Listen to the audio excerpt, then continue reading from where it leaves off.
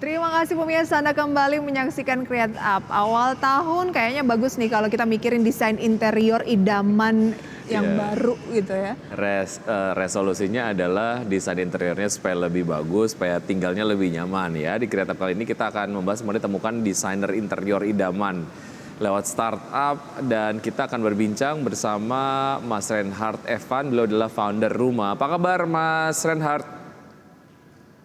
Halo Mas Uki, Mbak Ya. Besa, baik-baik. Terima kasih sudah bergabung bersama kami. Ini kalau bicara mengenai pertumbuhan market dan desain interior di Indonesia sejauh ini seperti apa Mas Reinhard? Desain interior ya, mungkin kalau melihat dari skala global, emang pasar desain interior di Indonesia ini masih cukup dibilang masih bayi lah ya, karena masih growing juga, masih bertumbuh. Di mana kebutuhan jasa interior desain sendiri, mungkin nggak semua orang sadar gitu ya kalau ini dibutuhkan, apalagi khususnya untuk medium income household.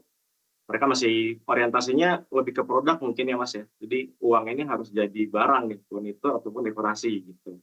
Cuma kalau dilihat dari data internal kami, eh, pertumbuhannya memang cukup bagus gitu ya pasca COVID. Di mana mungkin asumsi saya adalah orang-orang jadi sadar nih karena banyak di rumah, banyak WFH mungkin ya. Jadi pengen meningkatkan ya kenyamanan di rumahnya lah gitu. Jadi pasca COVID ini emang recovery-nya cukup bagus gitu, dan sekarang juga mulai growing lagi.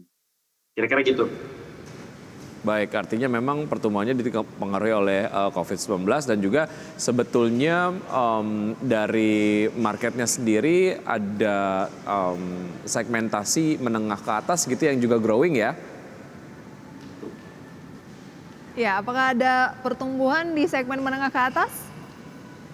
Ya, menengah ke atas ya. Memang kesannya eksklusif ya jasa desain interior itu, cuma ternyata rumah sendiri, karena rumah sendiri fokusnya untuk justru emang menengah ke atas gitu ya, di segmen menengah dan menengah atas ini kami rasa ternyata kebutuhannya memang ada gitu ya, dan selalu bertumbuh khususnya untuk rumah yang ataupun apartemen gitu ya, yang mungkin lebih membutuhkan jasa desain interior ini. Kenapa? Karena banyaknya apartemen ini layoutnya sudah tertentu gitu ya, jadi untuk meningkatkan kenyamanan ini orang-orang banyak cari gimana nih caranya gitu ya, ataupun rumah-rumah yang kecil gitu, orang perlu juga desain interior karena untuk maksimalin ruang-ruang yang mungkin masih terbatas gitu ya di dalam rumah ini. Jadi Oke, Mas positif. Reinhard, Anda tadi bilang kan sebenarnya jasa desain interior di Indonesia itu masih cukup lagging, marketnya masih cukup besar. Tetapi kan dengan banyaknya persoalan-persoalan ekonomi global yang mungkin juga berpengaruh ke Indonesia saat ini, pelemahan ekonomi begitu ya, membuat kan desain interior itu kan sebenarnya dianggap terkadang bukan kebutuhan yang utama begitu. Apalagi ini biasanya hanya menyasar kalangan menengah ke atas. Nah, ada dampak signifikan nggak ke bisnis Anda sampai dengan awal tahun 2024 ini, dan lebih ke positif atau so-so aja atau seperti apa sebenarnya? Ya, jadi mungkin kalau di rumah sendiri ada dua yang kami kerjain gitu ya, dan kalau lihat trennya sendiri, mungkin aku bagi jadi kota-kota ya, tier kota. Kalau di kota-kota besar ini memang residensial tetap lebih bagus gitu ya, malah orang lebih cari lagi jasa-jasa desain interior. Sedangkan di kota-kota tier 2 ini yang kita layanin, mungkin banyaknya kebutuhan untuk bisnis gitu ya. Mungkin karena persepsinya adalah desain interior untuk bisnis ini lebih sebagai investasi juga. Jadi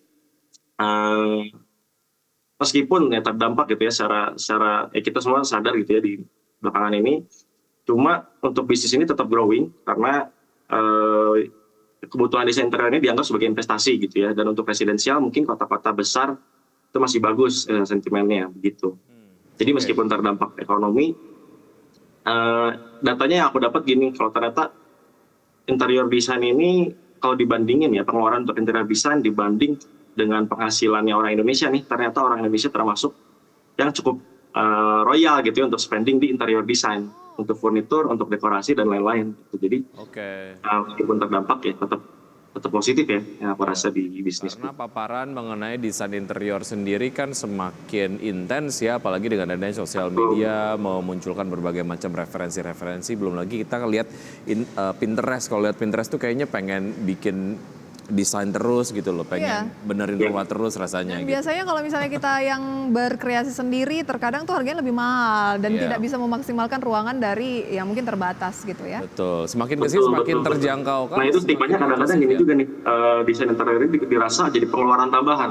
Padahal desain interior ini sebenarnya maksimalin anggaran gitu ya. Anggaran punya berapa, desain interior itu bisa bantu loh untuk atur nih gimana maksimalnya di ruang kalian. Tapi ya stigmanya memang, oh ini pengeluaran tambahan nih. Gitu kan. Baik. Mas Reinhard, kita akan jeda sejenak, kita akan lanjutkan usai jeda berikut ini ya. Dan bisa tetap bersama kami, usai jeda kami akan segera kembali. Oke, kami masih bersama Mas Reinhard Evan, founder dari Rumah. Ya, dan kita masih berbincang ya mengenai menemukan desainer interior idaman. Oke, Mas Reinhard, tadi Anda kan bilang semuanya tetap bertumbuh ya, tetap bertumbuhnya ini secara umum kah atau untuk rumahnya sendiri? Atau biasanya rumah ya? Rumah, betul. Iya.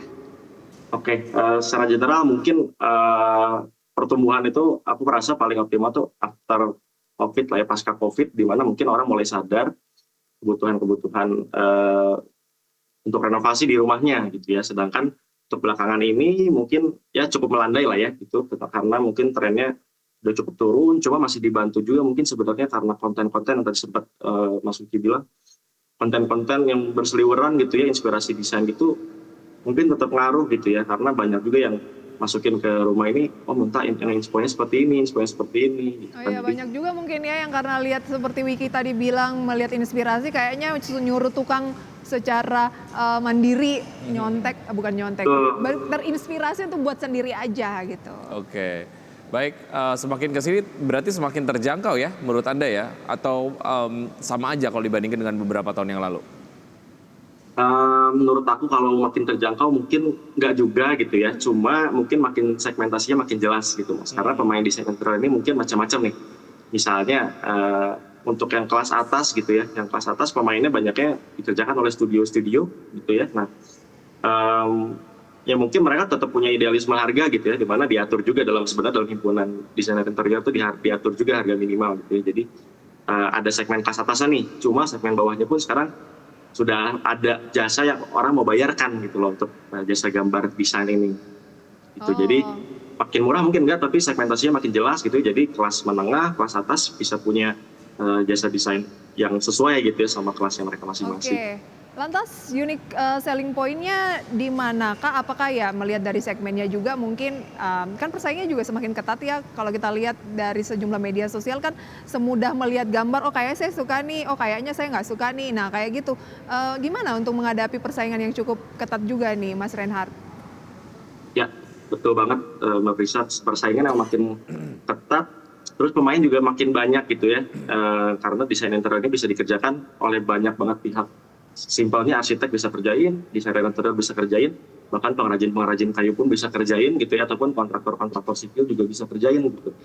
Nah emang persaingannya makin ketat, cuma kalau aku lihat yang bakal jadi pembeda adalah dari segi kreativitasnya gitu ya, dimana desain interior ini kan emang industri kreatif, dan ketika hasil kerja itu ditunjukkan, tinggal orang yang akan menentukan mana yang emang bisa menghasilkan hasil desain yang paling bagus gitu ya. Pertama mungkin diferensiasinya di situ. Lalu mungkin kalau dari rumah sendiri kelebihannya kita emang fokus di segmen menengah gitu ya, menengah dan menengah atas untuk proyek-proyek yang kecil. Jadi seringkali proyek-proyek kecil ini sering diabaikan gitu ya sama pemain-pemain besar ataupun sama studio dan mungkin yang skala pabrik gitu ya. Nah justru kita masuk di sini untuk mengerjakan proyek-proyek kecil, mulai dari 1 kamar kita udah bisa kerjain gitu ya dengan budget kecil-kecil mungkin 10 juta gitu ya. Betul, kita fokus di sana, kita ada efisienin waktunya, biayanya, effortnya, kita cariin desainer ya. Emang punya waktu kosong, waktu luang, waktu kerjain proyek ini nih. Jadi dengan kapasitas dia yang bisa ngerjakan proyek-proyek bagus, dia bisa sambil ngerjain proyek-proyek kecil dari rumah gitu. Oke, baik. Berapa range dari services yang diberikan oleh rumah sendiri, plus juga ini kan sudah termasuk dengan interiornya ya, itu kisarannya berapa, batas bawahnya berapa, batas atasnya kayaknya nggak ada batasnya kayaknya. Betul. Batas atasnya itu nggak terhingga gitu, kalau orang pengen macam-macam rumahnya bisa atas banget, cuma batas bawah, paling bawahnya banget kita bisa provide jasa desain mulai dari 450.000 per ruangannya. Bagaimana di situ kita bantuin gambar visualisasinya nih, apa aja nanti diatur nih kamarnya seperti apa, terus barang-barangnya kita rekomendasiin, oh ini barangnya penting pakai ini. Kalau mau beli sendiri silakan gitu ya. Kalau misalnya mau dibantu dibelanjakan kita bisa bantu juga. Oke. Caranya gimana? Apakah kita masuk ke sebuah platform rumah atau seperti apa mungkin? Karena juga kayaknya saya tertarik nih, ternyata masih terjangkau lah ya. Bisa Ya, untuk desainnya aja ya. start dari 450.000. Iya, bisa langsung daftar ke web app-nya rumah, ada web app rumah.co.id, di situ bisa lihat sekalian info-info juga, mungkinnya ada proyek-proyek yang udah pernah kita kerjain, yang mungkin bisa jadi inspirasi juga buat ruangannya nih ataupun bisnisnya Rizka gitu ya. Nah di situ nanti tinggal daftar aja, tinggal pilih, ada sedikit screening untuk kira-kira Mbak Rizka ini tipenya seperti apa, sukanya seperti apa. Nanti kita akan cocokkan dengan desainer interior yang mungkin kita rasa fit untuk Mbak Rizka gitu ya. Baik, kayaknya akan seru sekali kalau memang ternyata dapat experience-nya dulu, dapat bayangannya dulu, habis itu direalisasikan begitu proyeknya ya. Baik, Mas Rehan, terima kasih sudah bergabung bersama kami. Sukses untuk rumah ya. Ya, makasih banyak. Sampai jumpa. Mas Wiki, Pak Rizal. Thank you.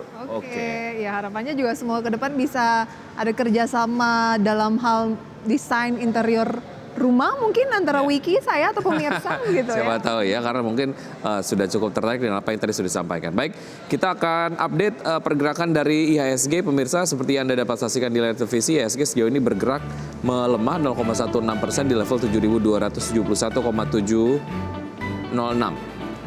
Ya, itu diupdate dari IHSG setelah pukul 9:26 menit dengan saham yang baru saja IPO tadi pemirsa ya, Adi Kartiko Pratama atau NICE menguat 18,72% di 520, dan data selengkapnya mengenai saham-saham yang menjadi gainers dan juga top losers bisa Anda saksikan di data RTI berikut ini pemirsa. Di antaranya adalah saham AMMN saat ini yang memimpin dengan penguatan 2%, GoTo 3,49% di posisi 89, ya NICE di posisi ketiga, kemudian ada STRK, CARE, Arto, BBYB, GJTL, dan beberapa saham lain seperti Hoki dan Jasa Marga. Top losers ada CGAS yang tadi kemarin ya yang melakukan IPO ya. Kemudian juga ada TPIA, Brand, BRPT, MDK, Inco, kemudian ada Medco dan juga PTRO.